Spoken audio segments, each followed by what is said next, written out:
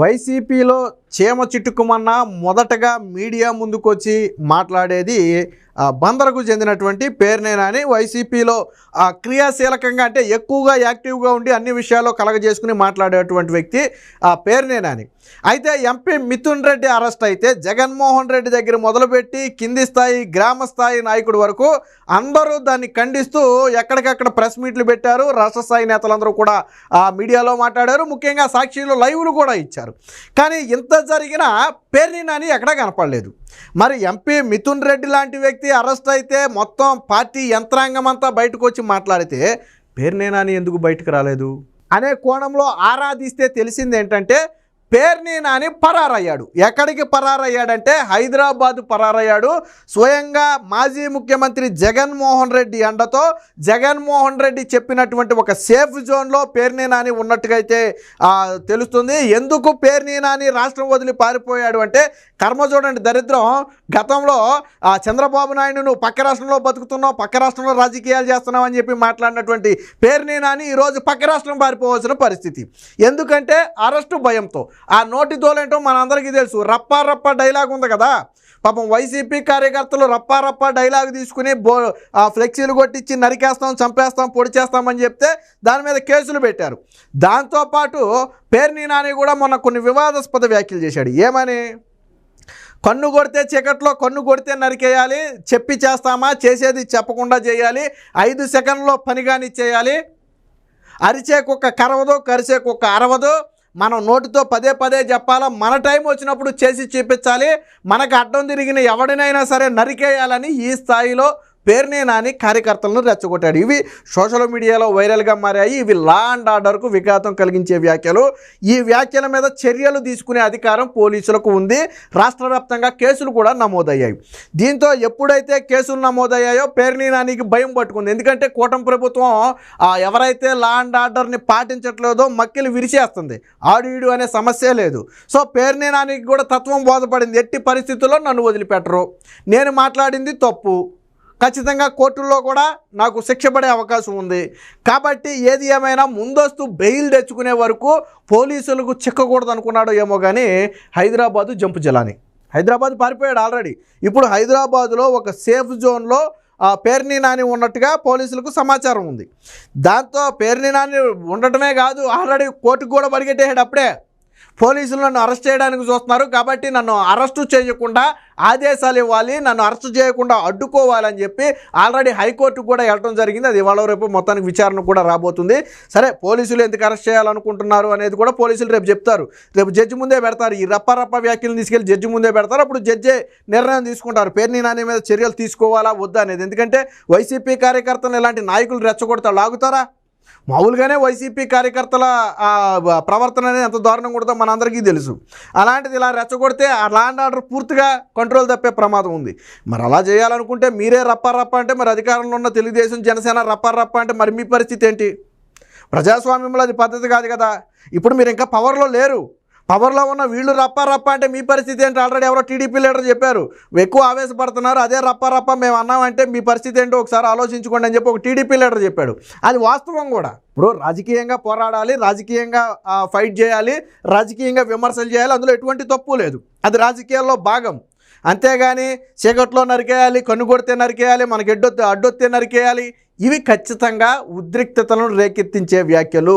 దీంతో పోలీసులు కేసు నమోదు చేస్తారనే భయంతో, అరెస్టు చేసి అదుపులోకి తీసుకుని జైలుకు పంపుతారనే భయంతో పాపం గతంలో చంద్రబాబు నాయుడు పక్క రాష్ట్రం అని ఇప్పుడు అదే పక్క రాష్ట్రానికి పేర్ని నాని పారిపోవాల్సిన పరిస్థితి. దీనికి సంబంధించిన వార్త కూడా ఒకటి వచ్చింది, ఒకసారి చూద్దాం. పాపం వైసీపీ కార్యకర్తలు ఏమనుకుంటారంటే వీళ్ళ నాయకులు ధైర్యవంతులు, వీళ్ళ నాయకులు దేన్నైనా ఎదురొడ్డుతారు, వీళ్ళ నాయకులకు ఉన్నంత తగువ ఇంకెవరికి ఉండదు అనుకుంటారు. కాకపోతే ఏంటంటే వీళ్ళ నాయకులు అందరికంటే భయస్తులు. వీళ్ళకంటే ఇంకా కొద్ది కార్యకర్తలే కొద్ది గొప్ప ధైర్యంగా ఉంటారేమో. వైసీపీ కార్యకర్తలే ధైర్యంగా ఉంటారేమో ఒక రకంగా. వైసీపీ నాయకులు అంత పిరికివాళ్ళు. కేసు పెడతారు లేదా అదుపులోకి తీసుకుంటారేమో అనే భయంతోనే పక్క రాష్ట్రాలకు పారిపోయే వీళ్ళు నాయకులు. గతంలో తెలుగుదేశం పార్టీ నేతలను అరెస్ట్ చేస్తే ఎవరైనా అబ్స్కాండ్ అయ్యారా? ఎవరైనా కనపడకుండా పారిపోయారా? లేదే, దర్జాగా ఇళ్లలోనే ఉన్నారు, వెళ్ళి అరెస్ట్ చేసుకున్నారు. కానీ వీళ్ళు చూడండి పక్క రాష్ట్రం పారిపోతారు.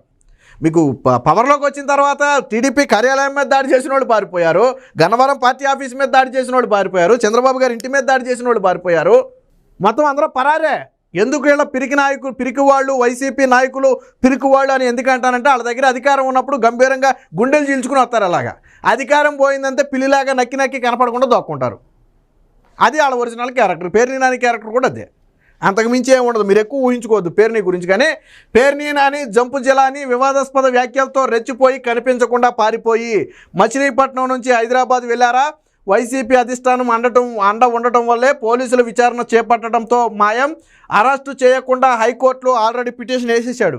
బెయిల్ ఇస్తేనే బయటకు వచ్చే అవకాశం. ఒకవేళ కోర్టులో బెయిల్ రాకపోతే ఇక పేర్ని నాని కొన్ని రోజులు మీకు కనపడ్డావు. ఇక అజ్ఞాతమే. మిథున్ రెడ్డి లాంటి వ్యక్తి అరెస్ట్ అయితేనే ఇది తప్పు అని చెప్పడానికి బయటకు వచ్చి తప్పు అని చెప్పే ధైర్యం లేనటువంటి వ్యక్తి పేర్ని నాని. అందుకని చెప్పా, మీ నాయకుల గురించి మీరు ఎక్కువ ఆలోచించుకోవద్దు. వాళ్ళకున్న ధైర్యం ఏంటంటే కేసు పెడితే పరారైపోతారు, లేకపోతే రెడ్ బుక్ రాజ్యాంగం అని లోకేష్ మీద నిందలేస్తారు. ఏమన్నా లోకేష్ ఏమన్నా రప్ప నరికేమని చెప్పాడా రెడ్ బుక్ రాజ్యాంగం అంటాకి? లేదు కదా, నువ్వు చేసిన వ్యాఖ్యలే కదా. మాజీ మంత్రి వైసీపీ నేత పేర్ని నాని ఎక్కడున్నారనేది అంతుశక్కని ప్రశ్నగా మారింది. బందర్ నుంచి ఆయన హైదరాబాద్ వెళ్ళినట్టు తెలుస్తుంది. వైసీపీ అధిష్టానమే పేర్ని నానిని సేఫ్ జోన్లో ఉంచిందన్న ప్రచారం కూడా నడుస్తుంది. హైకోర్టులో మంగళవారం పేర్ని నాని పిటిషన్ విచారణకు వచ్చే అవకాశం ఉండటంతో ఈలోపు పోలీసులకు చిక్కకుండా ఉండటానికి ఆయన అజ్ఞాతంలోకి వెళ్లారని తెలుస్తుంది. వైసీపీ ఎంపీ మిథున్ రెడ్డి విచారణ అరెస్టు నేపథ్యంలో ఆ పార్టీకి చెందిన అగ్రనేతలందరూ కూడా కృష్ణా జిల్లా నేతలంతా మద్దతుగా వచ్చిన పేర్ని నాని మాత్రం ఎక్కడా కనిపించలేదు. ఎందుకు కనపడతాడు? ఆయన ఆల్రెడీ పిల్లిలాగా దోక్కున్నాడు, సో బయటికి రాడు. మొన్న ఆయన చేసిన వ్యాఖ్యలు చూడండి. కన్ను కొడితే చీకట్లో నరికేయండి అంటూ రెచ్చిపోయిన వైసీపీ నేత పేర్ని నాని కనిపించకుండా పోయారు. మహా అయితే అరెస్టు చేస్తారు, 4 రోజులు జైల్లో ఉంటాను ఏమవుతుంది అని బేరాలు పలికిన మాజీ మంత్రి అదృశ్యమయ్యారు. వివాదాస్పద వ్యాఖ్యలతో వైసీపీ కార్యకర్తలను రెచ్చగొట్టిన ఆయనపై పోలీసు స్టేషన్లలో కేసులు నమోదు కావడంతో విచారణ జరుగుతుండటంతో తోక ముడిచి అజ్ఞాతంలోకి వెళ్ళిపోయారు. అంతేకాదు అరెస్టు నుంచి తప్పించుకోవడానికి ముందుగా న్యాయస్థానాన్ని కూడా ఆశ్రయించాడు. ఈయన చెప్పిన మాటలు ఏంటంటే ఇక్కడ మహా అయితే ఏమవుతుంది, అరెస్ట్ చేస్తారు, 4 రోజులు జైల్లో ఉంటాయి, చంపేస్తారా నన్ను అన్నాడు కదా. మరి 4 రోజులు జైల్లో ఉంటే పోయేదేముంది పేర్ని నాని? ఎందుకు ఇలా పారిపోవటం చెప్పు? ఇంత బతికేదో ఇంటి వెనకమాల గోతిలో పడి చచ్చినట్టు పొలిటికల్ రాజకీయంగా నా అంత ధీరుడు లేడు సూర్యుడు లేడు అని చెప్పుకున్నావు నువ్వు.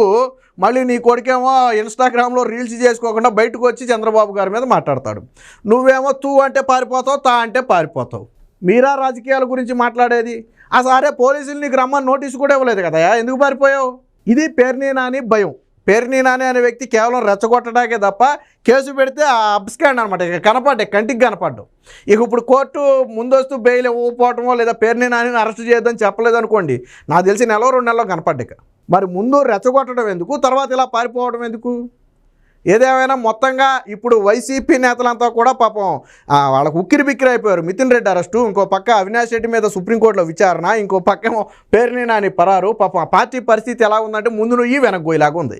ఆ పార్టీలో ఎవరిని చూసినా కానీ ఎటు పారిపోదామని చూసాడే తప్ప నిలబడి ధైర్యంగా పోరాడదామని కూడా ఒక్కడో లేడు. ఇక జగన్మోహన్ రెడ్డి అంటారా, బెంగళూరు ప్యాలెస్ ఆయన ప్రెస్ మీట్ పెట్టాలనుకున్నప్పుడు వస్తాడు, లేదా బెంగళూరులోనే ప్రెస్ మీట్ పెడతాడు.